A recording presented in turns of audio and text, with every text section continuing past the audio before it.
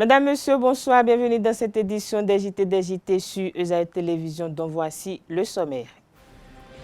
À la faveur d'une rencontre d'échange qui a eu lieu le vendredi 27 décembre 2024 au Palais de la Marina, le président Patrice Talon, qui rencontrait des représentants de la communauté Peul vivant au Bénin, a fait des promesses à ses visiteurs. On fait le point dans ce journal. Portée sur les fonds baptismaux le 23 décembre 2023, l'association Adochiomo Yoruba célèbre cette année les 1 an de son existence. Et pour marquer cet événement, le bureau exécutif de l'association a convié têtes couronnées, sages et notables pour réfléchir sur l'avenir de la dite association. Le compte rendu de la cérémonie dans cette édition. En sport, la 14e journée de la Ligue Pro de football saison 2024-2025 s'est jouée ce week-end avec plusieurs rencontres. On fait le point dans ce 19h.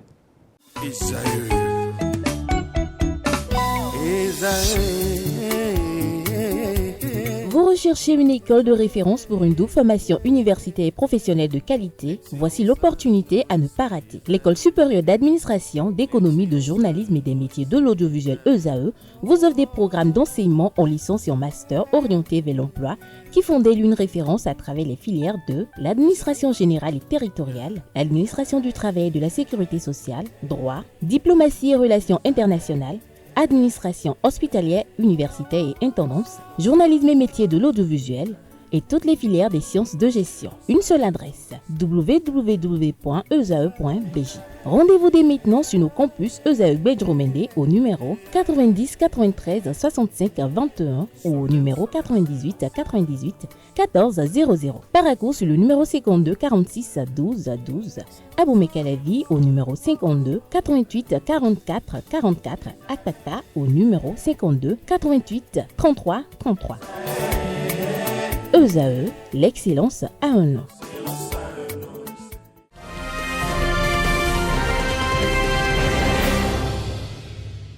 À nouveau, bonsoir, bienvenue dans cette édition. Si vous nous rejoignez, soucieux de la préservation de la cohésion nationale et de garantir le bien-être social et la sécurité de tous les Béninois, le chef de l'État, Patrice Talon, a prêté une oreille attentive aux émissaires de la communauté Peul afin d'aborder avec eux les défis et problèmes spécifiques à leur existence. Cette composante socio-culturelle majeure de notre pays est souvent victime de stigmatisation et d'abus en raison de ses traditions séculaires et de son mode de vie singulier. Suivons ensemble cette capsule vidéo réalisée dans ce cadre pour plus de précision.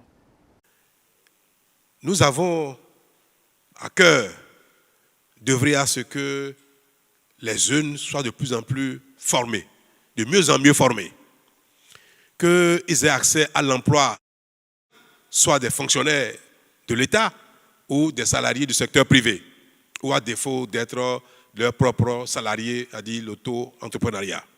En cela, toutes les politiques ont été mises en place pour la promotion des PME, des petites et moyennes entreprises. Tout ce que nous faisons pour offrir de plus en plus de possibilités à nos jeunes pour travailler, soit dans l'industrie, soit dans le commerce, soit dans les emplois salariés, concerne tout le monde, y compris les jeunes, les enfants Peul. Je voudrais donc qu'il soit compris de tous que toute la politique de promotion de l'emploi au Bénin, que toute la politique de promotion des PME, des petites et moyennes entreprises, toute la politique de promotion de l'art, de l'artisanat, que ce soit des chanteurs, des musiciens, des percussionnistes, tout ce que nous faisons pour que chacun, dans ce qu'il aime, dans ce qu'il sait faire, trouve quelque chose à faire au Bénin et vive de ça, concerne tous les Béninois, y compris les enfants Peul. Et ceux qui vont à l'école ont besoin d'avoir l'assurance qu'ils entendent bien que la politique de l'emploi ne discrimine pas. Et je ne veux pas que vous discriminiez vous-même. Je ne veux pas dire que quand il y a un concours, qu'on va regarder pour dire d'accord, on veut davantage promouvoir la jeunesse Peul et qu'on va d'abord regarder qui sont les enfants Peul qu'on veut promouvoir d'abord avant les autres. Ça se fait, parfois, il y a ce qu'on appelle la discrimination positive. Mais au Bénin, nous ne pouvons pas le mettre en place parce qu'on a perverti cette politique-là. Dans le passé, on peut être enfant de riches, ne pas être au Bénin, être au Canada et à un concours, on n'a pas composé, on réussit. Donc cette pratique-là nous a empêchés de mettre efficacement en place au Bénin la discrimination positive. On l'a fait un peu pour le genre. Ou quand il s'agit de la femme, on voit comment on peut un peu favoriser la femme. Mais la discrimination positive des minorités. Tout à l'heure, quelqu'un a dit, si on veut que la politique de sédentarisation soit efficace, si on veut que les éleveurs s'installent pour mettre leurs enfants à l'école, parce qu'aller à l'école pour une famille qui est en itinérance est difficile. Donc, la sédentarisation a l'avantage d'amener les gens et les autres à avoir accès aux soins de santé qui est à côté. Dans un communiqué, l'autorité en charge du département de la santé au Bénin, le professeur Benjamin Onkpati, invite les populations à se mobiliser pour intensifier la lutte contre le VIH-Sida. Cette mobilisation doit se faire par le dépistage. À cet effet, le ministre de la Santé, Benjamin Onkpati, exhorte les Béninois à se rendre dans les centres de santé publics afin de contrôler leur état sérologique. Suivons-le pour plus de précisions dans cette capsule vidéo réalisée à cet effet.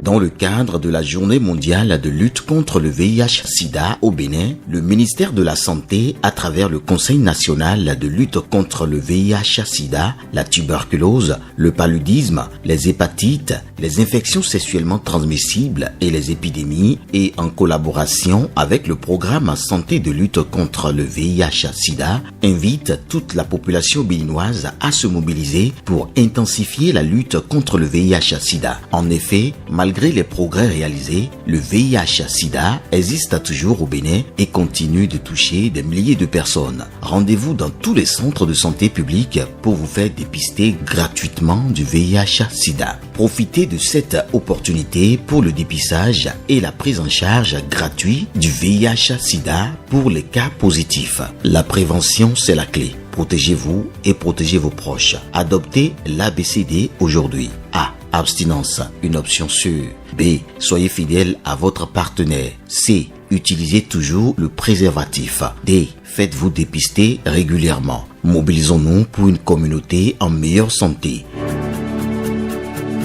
Ceci est un message du ministère de la Santé à travers le Conseil national de lutte contre le VIH-Sida, la tuberculose, le paludisme, les hépatites, les infections sexuellement transmissibles et les épidémies, et en collaboration avec le programme Santé de lutte contre le VIH-Sida. A signé ce communiqué Benjamin I.B.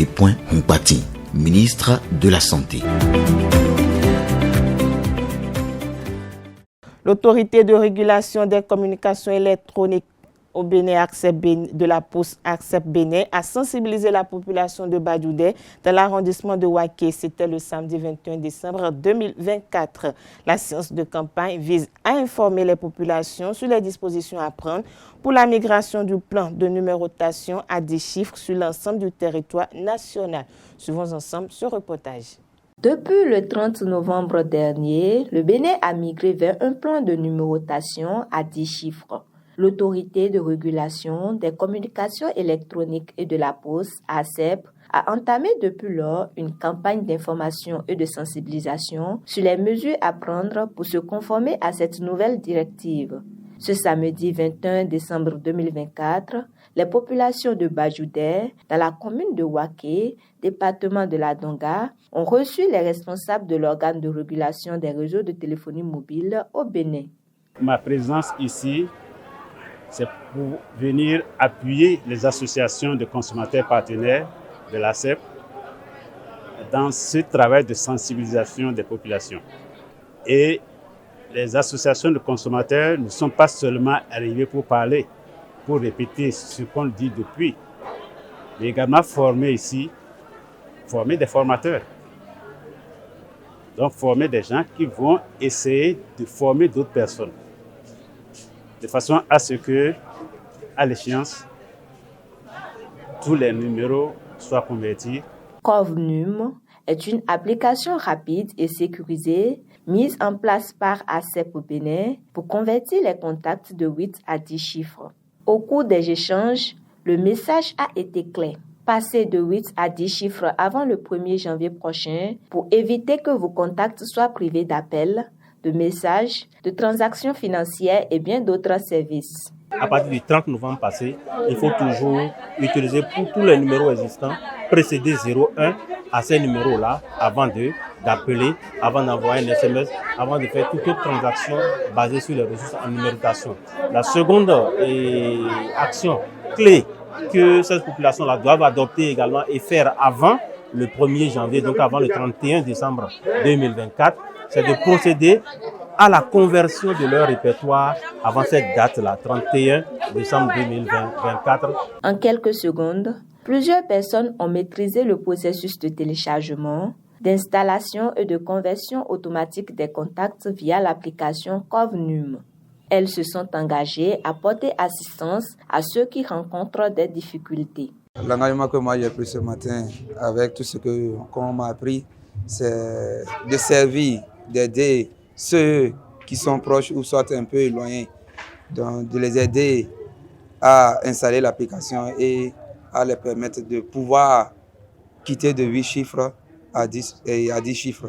Cela voudrait dire quoi? De pouvoir convertir chaque numéro qui se trouve dans leur répertoire. L'autorité de régulation des communications électroniques et de la poste ACEP Bénin a facilité la conversion des contacts de 8 à 10 chiffres pour les populations. Il suffit de télécharger l'application CovNum de l'ACEP Bénin sur Play Store, de l'installer sur son téléphone, puis de l'ouvrir et de suivre les instructions. La date butoir pour fermer définitivement la numérotation téléphonique à 8 chiffres est fixée au 31 décembre prochain.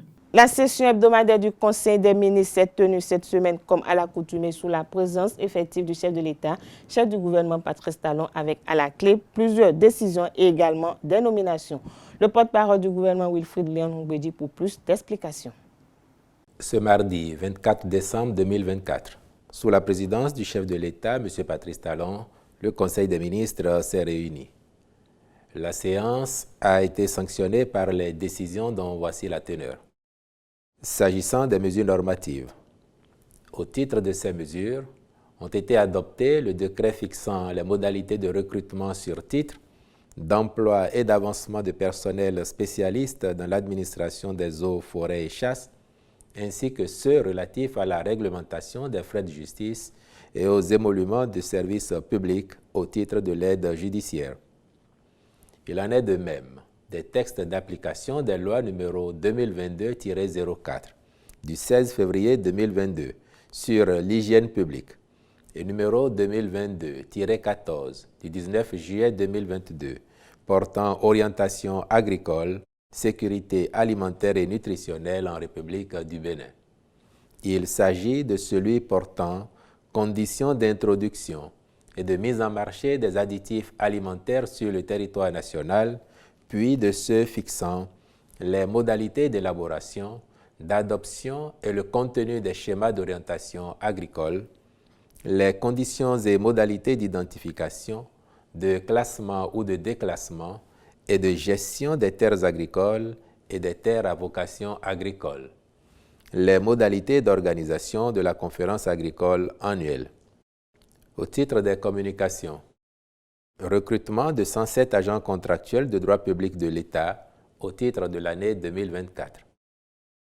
Ces agents sont appelés à servir, à raison de 32, dans les structures du ministère de l'Enseignement supérieur et de la Recherche scientifique, puis de 75 au ministère des Affaires sociales et de la microfinance. Leur déploiement permettra, pour ce qui est de l'enseignement supérieur, de combler le déficit généré par la grande mobilité et le départ à la retraite de certaines catégories d'agents, notamment au cabinet du ministre, au secrétariat général du ministère, ainsi que dans diverses directions techniques. S'agissant du ministère en charge de la microfinance, les nouveaux agents serviront essentiellement dans les centres d'accueil et de transit des enfants, les centres de formation des personnes en situation de handicap, les centres de promotion sociale des aveugles. S'y ajoutent le centre d'assistance psychiatrique et le centre de transit des personnes en situation de mendicité de Kpomase, dont le fonctionnement requiert aujourd'hui la mise à disposition d'un personnel qualifié. Au chapitre des mesures individuelles, au ministère de l'Intérieur et de la Sécurité publique, M. Abdelaziz Bio-Djibril est nommé directeur général de l'Agence béninoise de protection civile. Je l'ai annoncé à l'entame de cette édition, l'association Adjoshiomo Yoruba, présidée par Mukaram Badarou, a célébré une année d'existence. La cérémonie d'anniversaire s'est tenue dans un hôtel de la place à Porto-Novo ce week-end. Le point dans ce reportage signé USAE Télévision.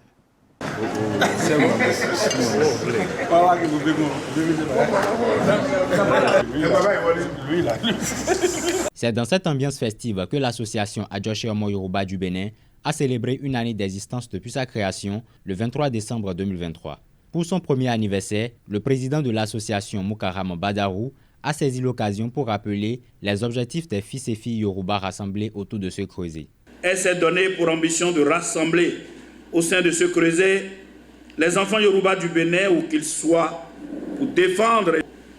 Depuis un an, nous sommes à la tâche et brique par brique, nous posons les jalons pour la pérennité de notre association. Des objectifs dont l'atteinte est synonyme d'une union de travail des membres du bureau de l'association. De rendre grâce à Dieu au regard du chemin parcouru ensemble et qui lance les multiples prochaines années pleines d'espoir.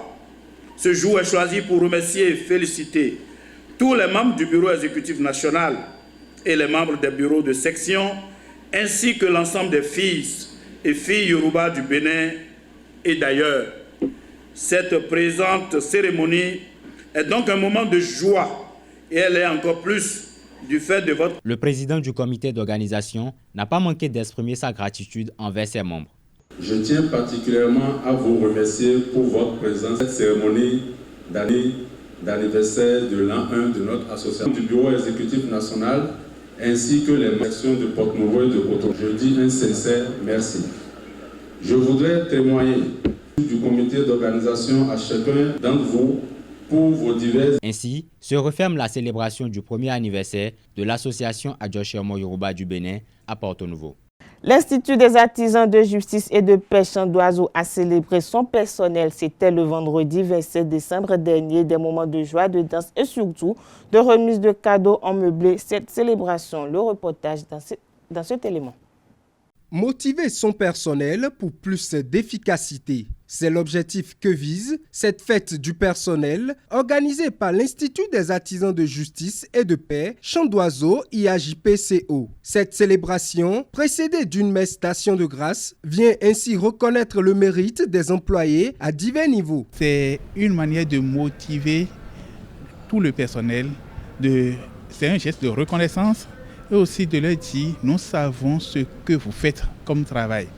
Et ils se sentent aimés, ils se sentent vus et cela les motive davantage à s'améliorer, à aller de l'avant. Nous confions chacun d'eux au Seigneur à travers une célébration eucharistique. Après cela, il y a l'action de grâce où ils chantent, ils dansent, ils rendent grâce à Dieu pour tout ce que le Seigneur leur a donné. Pour clôturer, on leur donne un cadeau, un présent qui symbolise l'année, qui symbolise la fin, ce que chacun fait, dit bon merci par un geste de reconnaissance. Chants, danse et remise de cadeaux ont meublé ce moment riche en émotions. L'IAJPCO a également honoré 2 de ses employés qui ont pris leur retraite, un acte très apprécié. Nous vivions bon mi me aso wa to de demele o we no yulo mi kwedopo e vivi nu mi kwe ona noté kaka igbadan. Sans Dieu il y a rien. Mettez Dieu dedans, tout marchera. Mettez Dieu et il faut mettre aussi la rigueur au travail. Soyez à l'heure et respectez vos responsables. Soyez dociles, c'est tout ce que je peux vous dire. L'Institut des artisans de justice et de paix, Chandoiseau, a offert des présents à tous ses employés. Cette reconnaissance va remobiliser la troupe pour mieux affronter les défis de 2025. Parlons éducation. Dans cette édition, plusieurs critères ont été définis pour guider le processus de reversement des aspirants au métier d'enseignant. Le comité interministériel envisage à ce propos de proposer au gouvernement une approche progressive est réfléchi. Il s'agit de l'âge des bénéficiaires, la notation pour les AME soumis aux tests d'évaluation et les qualifications académiques et professionnelles. Selon le directeur général du budget, le critère fondamental pour le reversement repose sur le principe d'avoir cumulé un certain nombre de contrats successifs sans interruption de service. Notons que 8 mesures de rehaussement des conditions ont été accordées à tous les 31 200 AME pour un coût total de 13,4 milliards de francs CFA. Le vendredi 27 décembre 2024, la Société Générale d'Équipement et Technologie Get Medical a célébré ses 20 ans d'existence, un moment de réjouissance qu'elle a partagé avec ses clients, partenaires et employés. Le reportage avec une équipe de SAE Télévision. 20 ans déjà qu'elle a vu le jour, l'entreprise Jet Medical a célébré avec ses clients, partenaires et employés ses noces de porcelaine. Un moment de communion et surtout de reconnaissance pour le chemin parcouru. Je suis très reconnaissant et je vous dis merci. Votre présence nous honore sérieusement. Après 20 ans, je suis sincère et plein d'émotions en rendant grâce à Dieu Tout-Puissant. Parce qu'il y a 20 ans, quand nous avions commencé, nous n'aurions jamais imaginé que nous serions là aujourd'hui. Nous avons impacté plus de 1839 formations sanitaires du Bénin et de la sous-région. Nous avons installé et maintenu pendant toutes ces années plus de 825 échographes, plus de 100 appareils de radiologie et nous avons installé, je vous le dis, 5 scanners. Près de 351 blocs opératoires ont vu notre main d'impact. En 20 ans d'existence, la Générale d'Équipement et Technologie est devenue incontournable dans le secteur médical en fournissant du matériel médical de qualité à des prix abordables en un temps record. Son service après-vente fait de Jet Medical une référence. Il se transforme en banque, en financier et il vous accompagne dans l'acquisition des équipements. Tout le monde ne le fait pas non plus. Encore une fois, félicitations. 20 ans dans le médical, ce n'est pas donné à tout le monde. Il a impacté, il est même un préfinanceur, en commençant d'abord par les cliniques privées. Donc, de façon indirecte, il a contribué à l'amélioration du système sanitaire au Bénin, à l'amélioration de la qualité des soins et donc a contribué à une meilleure qualité de vie au Bénin. 3 choses m'ont marqué. La première chose, c'est surtout la qualité du matériel fourni, la fiabilité et l'innovation. La deuxième chose, c'est surtout la facilité qu'il nous donne pour acquérir le matériel. La dernière chose, c'est le service après-vente. Aussitôt appelé, Jetspan est présent dans vos locaux. Il vous dépanne sans problème et parfois il vous livre du matériel en attendant même de vous commander le matériel gâté. Cette célébration marque le début d'une nouvelle ère pour Jet Medical qui ambitionne de faire l'assemblage et après la fabrication d'équipements médicaux. Restons toujours dans le même secteur. Le département du littoral bénéficie de 6 ambulances dans le lot des 188 acquis par le gouvernement béninois. La remise a été faite le mardi 23 décembre lors d'une cérémonie à la préfecture de Cotonou en présence du préfet Aléon Rolla et du maire de la ville de Cotonou, Luc Atrokpo. Le point de la cérémonie de remise dans cet élément signé de nos confrères de la SRTB. La santé des populations reste une priorité pour le gouvernement du nouveau départ. Des ambulances flambant neuves sont remises aux autorités compétentes pour l'amélioration des soins de santé. Toutes les communes du département de l'Atlantique sont ainsi privilégiées. Il s'agit donc pour nous de mettre en réseau ces 24 ambulances en plus de celles existantes déjà pour couvrir tout le département en transfert de patients. Les positionnements sont donc des positionnements stratégiques en vue d'une efficacité optimale du réseau. En d'autres termes, toute ambulance peut aller chercher un patient partout où le besoin se fera sentir. L'autorité préfectorale salue à sa juste valeur le geste du gouvernement, un geste qui contribue au bonheur de la population. Je voudrais, au nom des populations du département de l'Atlantique, rendre hommage au gouvernement du président Patrice Talon pour avoir vu juste en mobilisant des ressources propres de l'État pour l'acquisition de près de 200 ambulances, dont plus de 10%, soit 24 ambulances, reviennent au département de l'Atlantique. Ces véhicules ne sont pas de simples moyens de transport. Ils sont une réponse concrète aux besoins essentiels de nos populations, souvent confrontées à des situations d'urgence où chaque minute compte. Grâce à ces ambulances, nous renforçons non seulement notre capacité à sauver des vies, mais aussi notre devoir collectif de garantir un accès équitable et rapide aux soins à nos communautés. Ces ambulances que nous recevons ce soir seront d'une grande utilité pour nos communes respectives. Le social a été touché. Ceux qui attendent le hautement social ailleurs, je leur dis, c'est proche de nous. Et en voilà qui s'expriment de cette façon. Voilà qui vient régler les cas d'urgence sanitaire dans tous les départements de l'Atlantique. Parlons célébration de la Nativité à présent. Prières, louanges et méditations ont marqué l'édition 2024 du pèlerinage annuel des chrétiens célestes. La célébration du culte officiel de la Nativité a eu lieu sur le site de pèlerinage Chofa sous la conduite du révérend pasteur Adéogun. Absent lors de l'édition précédente pour des raisons de santé, le révérend a fait un retour triomphal cette année. Il a été accueilli avec des cris de joie par les fidèles venus de diverses horizons. Le culte de la Nativité 2024 a réuni non seulement des croyants, mais aussi des figures politiques, des ministres et des autorités administratives. Le compte rendu dans cet élément signé la SRTB.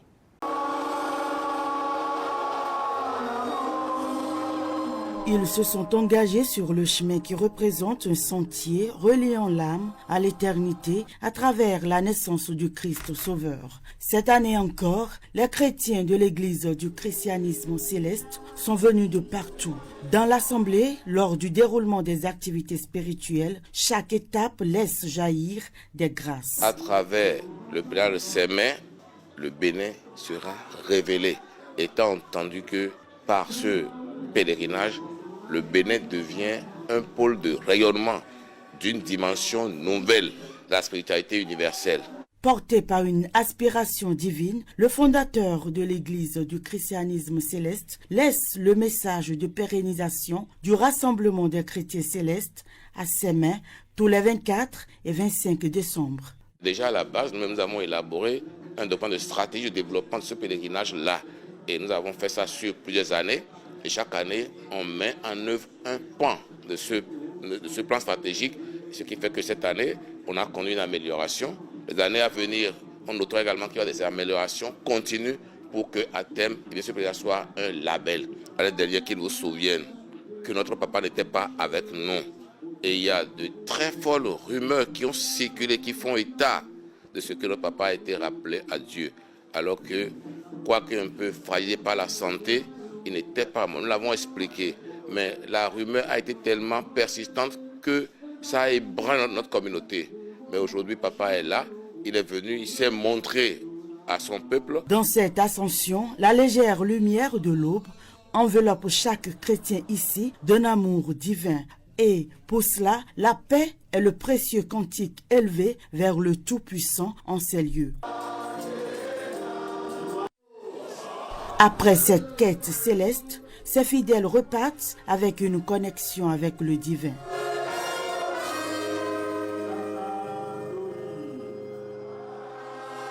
Restons toujours dans le même registre. Pour la deuxième année, la magie de Noël a opéré chez les enfants en situation démunie le 25 décembre 2024 par le biais de l'association Old Universities Friends. Les membres de l'association ont mis le cap sur Toricada dans le centre du ministère chrétien du Buisson Adam de Toricada pour faire des dons de vivre. L'objectif était de permettre aux enfants et aux familles de fêter la Noël dans une belle ambiance. Le point dans ce reportage signé par une équipe de ESAE Télévision. Ils sont plus de 70 enfants du centre du ministère chrétien du Buisson Ardent de Toricada à bénéficier du don de vivres à l'occasion de la célébration de la Noël. C'est la deuxième édition du projet Noël avec les enfants de l'association Aude Universities Friends. Nous nous sommes attelés à quand même rapporter quelques vivres à ces enfants et à leurs parents aussi, compte tenu déjà de la situation géographique de lieu. Sur le terrain, une fois sur le terrain, on se rend compte qu'ils ne sont pas si proches que ça. Donc l'accès aux vivres est un peu plus compliqué pour eux. Donc nous avons voulu quand même participer, on va dire, parce qu'on ne pourra jamais couvrir tout. Des sacs de riz, du sucre, du lait, des pâtes alimentaires et bien d'autres. Pour les bénéficiaires, ce don vient à point nommé. Avant, c'est à pareille heure, il y a des gens qui pleurent, qui disent qu'est-ce que je vais manger. Les parents ont des soucis à la maison. Et même nous les pasteurs, on est tristes parce qu'on ne peut pas donner à tous ces enfants. Mais aujourd'hui, je vois que tous les enfants sont satisfaits. Parce qu'il y a des jouets, il y a des vivres. Et quand ils quittent ici maintenant, c'est la fête. Dans le rang des organisateurs, c'est mission accomplie. La satisfaction, elle n'est pas autonome, mais elle est plutôt générale. Parce que quand on voit sur le visage des parents d'abord, et le visage des enfants en plus, on pense déjà que c'est une bénédiction pour nous d'être passés ici aujourd'hui. Parce que la joie, elle est totale et elle est quasiment parfaite, on va dire.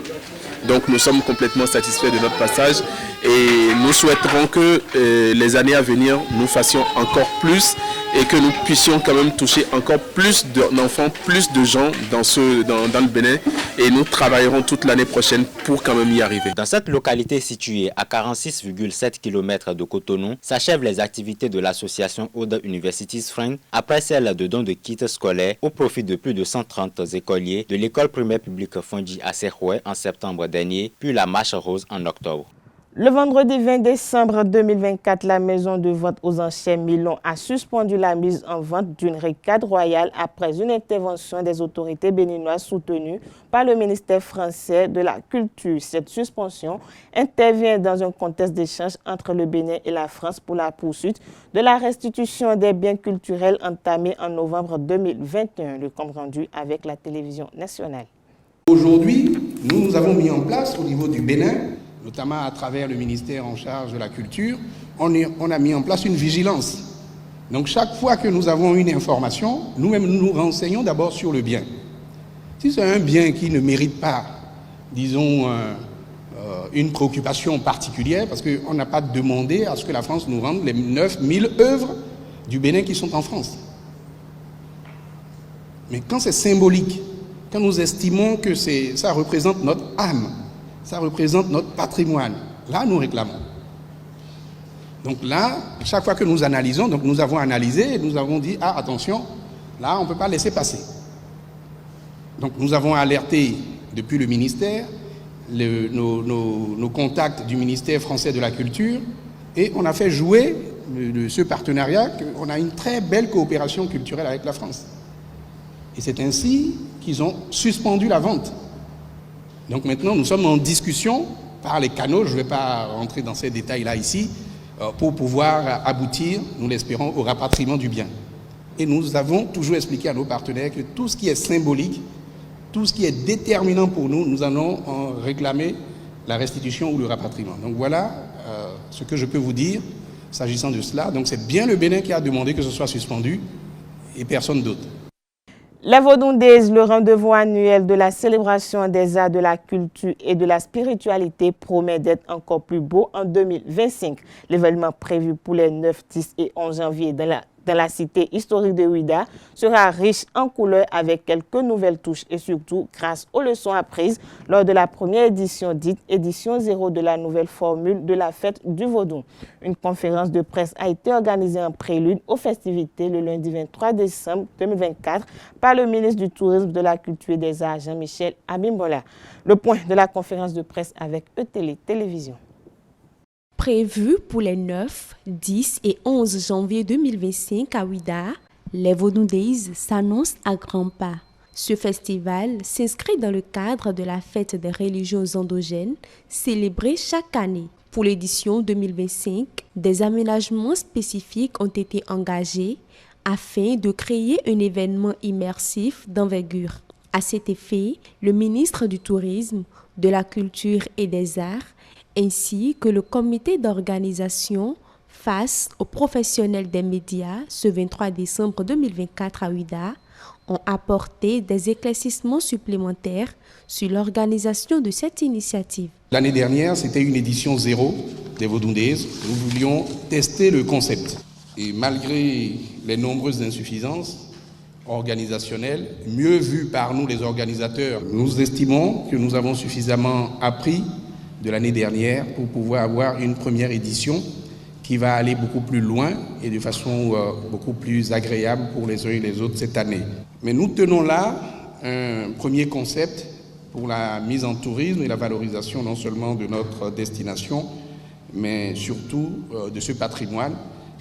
Le gouvernement affiche avec méthode la volonté qui avait déjà été affichée. Un programme riche en animations DJ, concerts et spectacles culturels est prévu selon le directeur général de l'agence Bénin Tourisme. Nous avons en journée prévu, comme l'année dernière, des animations des différentes places au cœur de la ville et de la plage, que ce soit la place Marot, que ce soit au Fort Français, notamment l'Esplanade, le couvent Mamie à la plage, le temple des Pitons et la forêt sacrée de Passé. Le 10 janvier, à partir de 19h, qui est le jour de la grande cérémonie vaudou, nous aurons donc des spectacles culturels en présence du ballet béninois et du ballet folklorico de Bahia, qui seront après la grande cérémonie, et suivis de concerts de musique traditionnelle tout au long de la soirée et un peu dans la nuit. Un géant concert aura lieu le 9 janvier sur la plage de Ouidah, avec pour inviter plusieurs artistes dont Alec Behonou, Sagboran, Sessime, Toufan, ainsi que quelques artistes internationaux, selon le directeur général de la DAC. Pendant ces 3 jours, Ouidah sera le pôle d'attraction d'une marée humaine, comme ce fut le cas l'année dernière. Sport dans cette édition à présent, lors de la 14e journée de la Ligue Pro, Damissa FC et Buff FC se sont affrontés à Indalié, se sont séparés après un match nul, souvent ensemble. L'impression de Arafat Orou Agoro, l'entraîneur de Damissa FC, après le match au micro de nos reporters.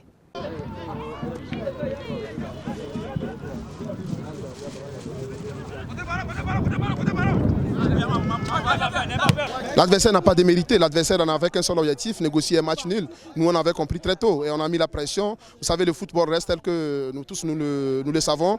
On peut se tuer, ne pas être récompensé, on peut ne pas se tuer, être récompensé.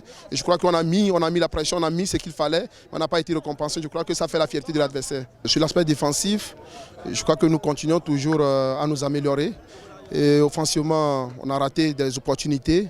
On allait être récompensé en première partie, mais on n'a pas pu mettre le ballon au fond des filets. Je crois que ce n'est pas encore tard. Nous allons rester très sereins et essayer de corriger cette carence pour que nous puissions aller chercher les 3 points à l'extérieur. Aussi la réalité qui est là, la réalité c'est que nous jouons Boa la prochaine fois et nous allons profiter surtout de cette carence offensive et essayer de corriger cela pour que nous puissions aller chercher les 3 points comme je l'ai dit au préalable. Restons toujours dans le même cadre. Bani Gansé et Boa FC de Sinandé se sont affrontés le samedi 28 décembre 2024 lors de cette même journée de la Ligue Pro sur le stade Omnisport de Bani Kwara. Les hommes de Bani Kwara ont remporté le match 2-0. Suivons ensemble l'impression du coach au micro de nos reporters sportifs. Les impressions sont bonnes. On a besoin de la victoire d'aujourd'hui pour nous relancer et ce qui est fait. Oui, mes impressions sont bonnes, il y a la joie qui nous anime. Oui, le point fort aujourd'hui, c'est de ne pas garder trop le ballon, c'est de jouer en 2 touches de balle. Parce que c'est une équipe que nous avons eu à croiser lors de nos préparatifs pour des matchs amicaux. Nous avons joué contre eux. On sait de quel dynamisme ils ont su jouer avec nous. Et le mieux pour déstabiliser l'équipe qui joue physiquement, qui brutalise, qui agresse, c'est de limiter les touches de balle, ce que les joueurs ont respecté. Ah oui, il a été toujours comme ça, il a été toujours décisif sur ces genres de matchs. Oui, je lui souhaite une bonne continuation et c'est un joueur promoteur. Abordons à présent le récapitulatif des résultats issus des matchs de la 14e journée. Banigansi FC et Boa FC se sont quittés sur le score de 2-0. Même score pour Dynamo Dabomey Panthère FC, Damissa FC, Buff FC 0 but partout. Même score pour Adidia FC, Sobemap FC, Asvo AS Police, GSPS Cotonou se sont quittés également sur le score de 0 but partout. Dynamo Parakou Cavalier FC se sont quittés sur le score de 0 but à 1. Requin FC Sitatonga FC 1 but à 0. Même score pour Espoir de Savalou, Dynamique FC, Takuna FC, Dadia FC 1 but partout. Même score pour Étoile Filante, Ayema FC, USS Kraké Jacques face à la Jacques 1 but à 0. Par contre, Coton FC et la GSO se sont quittés sur le score de 1 but partout. Même score pour Abel FC, Rodio FC, Loto Popo, AS Cotonou, 1 but partout. Beki FC face à Real Sports se sont quittés sur le score de 2 buts à 0. Par contre, Aspac face à Avrancourt Omnisport se sont quittés sur le score de 2 buts à 1. Dragon FC, AZSC, 5 buts à 1. Cette édition se poursuit. Le championnat de football de Petit Camp ADM 2024 a connu son épilogue le 15 décembre dernier avec le Sacre de Destin FC. Retour sur l'ultime journée de la compétition dans cet élément signé de la rédaction sportive de ESAE Télévision.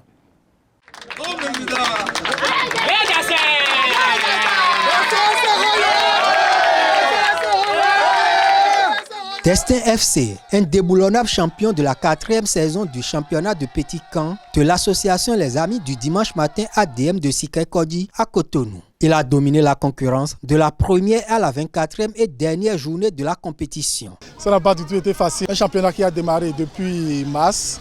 Nous venons de jouer la 24e journée. Il faut rappeler il y avait 4 équipes. On a toujours maintenu la première place du début jusqu'à la 23e journée. On avait 1 point sur notre adversaire et il nous fallait tout au moins un match nul pour pouvoir maintenir le titre de cette 4e saison. Et ce que nous venons de faire tout de suite. Dauphin a eu longueur avant ce dernier match. Trident FC devra battre le leader pour contester son hégémonie. La rencontre est épique.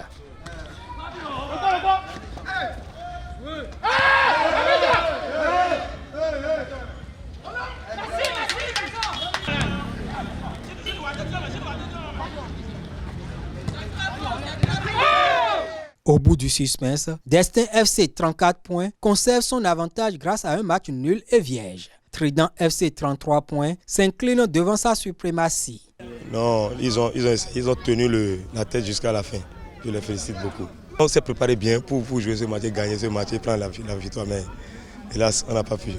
Il fallait défendre d'abord, c'était notre stratégie, puisque il nous fallait juste un point, il fallait défendre. Ce qu'on a fait, défendre, attaquer, défendre, attaquer. C'est ce qu'on a géré, on a eu des occasions qu'on n'a pas pu concrétiser, mais le moral était au bon fils. Avec les amis, on a essayé de jouer en équipe, il y avait une cohésion et puis le moral était très haut. On ne peut pas venir jusqu'à ce point et ne pas remporter ce titre. Le championnat s'est étalé sur 8 mois. Le président de l'ADM Football Club se félicite de son bon déroulement. Pour cette 4e saison, nous allons remercier le ciel et le Seigneur Tout-Puissant de nous avoir protégés tout au long de la saison. On n'a pas eu de blessés graves. Tout le monde est sain et sauf jusqu'à la dernière journée. On remercie le ciel. Et on va remercier les différents sponsors aussi, y compris vous. Pour déjà le soutien que vous nous apportez tout au long de nos différents événements. Il n'y a qu'un seul objectif, un seul objectif, c'est de regrouper les jeunes du quartier, les jeunes de l'arrondissement, tous les dimanches matins, qu'on soit ensemble et peut-être plus tard, on peut rester ensemble pour quand même soutenir quand même les œuvres du quartier et puis de l'arrondissement, c'est tout. Les 3 premiers ont été gratifiés, ainsi que le meilleur buteur du championnat. Les regards sont désormais tournés vers la 5e saison de ADM Championnat. Les acteurs du mouvement sportif béninois ont donné cutis de la gestion de Julien Minavoa à la tête du comité national olympique et sportif du Bénin, Sionos Bénin, le 14 décembre 2024. Cette assemblée générale ordinaire consacre la fin du mandat de l'équipe actuelle. Le compte rendu signé ESAE Télévision. Les rapports sont adoptés à l'unanimité. La gouvernance du Comité national olympique et sportif béninois, CNOSBN, ne souffre d'aucune irrégularité. Les fédérations membres ont donné quitus à la gestion du président Julien Minavoa lors de l'Assemblée générale ordinaire 2024. une assemblée qui nous a permis d'adopter donc les différents rapports du Comité national olympique et sportif béninois. L'année 2025 aussi, comme vous le savez, sera une année élective au niveau du Comité national olympique. Donc à ce propos, nous avons assisté à une assemblée générale où l'ambiance a été bon enfant, comme c'est une famille. On s'est entendu, il n'y a pas eu d'histoire et les différents rapports ont été validés à l'unanimité. C'est la preuve que véritablement au sein de la famille sportive, tout se passe bien, on est tous contents de la façon dont le président Milan Voa et sa suite dirigent le Comité national olympique. Durant cette Olympiade, le président Milan Voa et son équipe ont travaillé à mettre en place des outils de bonne gestion managériale des fédérations sportives et à créer un environnement propice pour l'essor du sport béninois. L'Olympiade passée a été également celle que le mouvement sportif national a mise à profit pour mieux s'approprier des dispositions statutaires et réglementaires régissant chacun son sport, ainsi la convention d'éthique et de bonne gouvernance entre le CNOSBN, les fédérations membres et leurs associations affiliées. Du point de vue structurel, le CNOSBN se réjouit de l'important effort fait par l'État à travers le ministère des Sports en concrétisant désormais l'opérationnalisation des directions techniques nationales de la majorité des fédérations. Les autorités sportives béninoises tirent un satisfecit à l'exécutif du CNOSBN. Le bilan que vous présentez à la présente Assemblée générale ordinaire, Monsieur le Président, est la preuve que vous êtes en phase avec la nouvelle dynamique pour une gestion plus efficace du Comité national olympique et sportif béninois. Les acteurs du mouvement sportif béninois nourrissent l'ambition de maintenir la dynamique pour mettre résolument sur orbite le sport béninois. Il sera mis sur orbite pour le compte de l'Olympiade qui s'ouvre à partir du 1er janvier 2025, un type d'outil de gestion de nos entités et pour lequel les personnes qualifiées recevront la formation requise avant que l'Olympiade 2025-2028 ne s'ouvre, et ce pour le compte de chaque fédération. Cette assemblée générale a statué sur l'affiliation définitive de la Fédération béninoise de kickboxing. Voilà, c'est ainsi que prend fin cette édition. Merci de l'avoir suivi. Agréable soirée à tout un chacun.